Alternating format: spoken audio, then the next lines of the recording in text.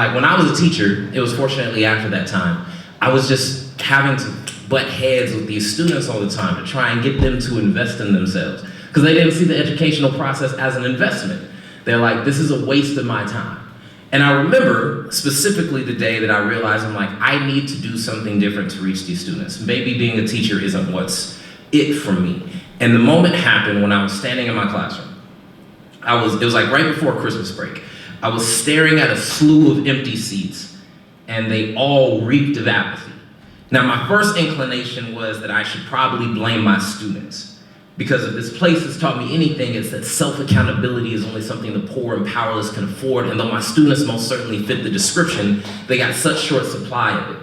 I try to express to my students how this classroom is a resource and how it's knocking on their door, but most of them couldn't hear it over the sounds of the gunshots, their rumbling stomachs, and the notifications popping up on their phones. So logically, the problem must not be them.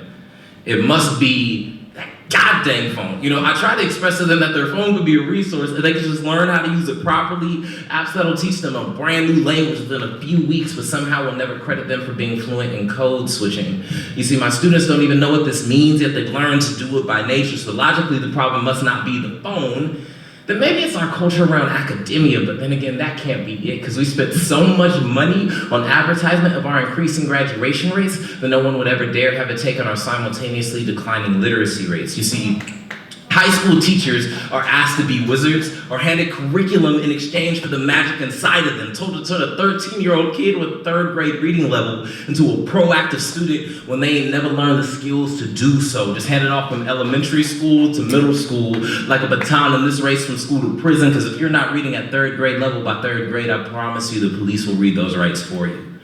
But you see, the issue isn't even just my students. The issue inevitably comes back down to me too. You see, I, their teacher, have succumbed to the idea that I gotta fit my students into these standardized boxes like caskets, so that way they could be buried under the linoleum of my classroom floor to help stave off the smell of their dying dreams, because education ain't one size fit all, but unfortunately it's also not a process solely meant for school. I watch kids walk into homes where education is an afterthought. Parents who are more concerned with whether or not they're friends with their kids versus ensuring their kids learn the discipline of becoming a good person. Guardians who hit my phone like, "Hey, yo, Mr. B, how come my son ain't passing your class?" And I'll be like, "Hi. Nice to talk to you. First, I haven't seen your child in like 3 weeks, and unfortunately, I'm more accustomed to the sound of your voicemail than I am with you. But the unfortunate thing, too, is it's not even just the parents' fault. It's this entire system that teaches first through eighth graders that failure doesn't exist, and then we hand them off to high school, and I gotta tell them, dog, you ain't learned ish. And that's why 14-year-olds are learning to respond to long-term questions or short-term answers. They look at drugs as an into their poverty where I'm from. Whether users or movers, it don't matter. I had a 14-year-old, his name's Juan. He told me, you know what, Mr. B? You know what my gateway to opportunity is? It's these blunts, pills, shroom, powder, and anything I can bag and get off on the block, because there, no linoleum exists. And if I died, I promise you would still smell my stench. And I looked him in the eyes as the bell rang, and I told him, that's the best point you made all year, Juan.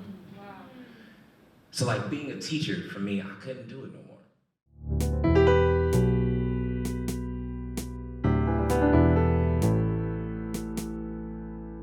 Ba, ba, ba, ba, ba, ba, ba,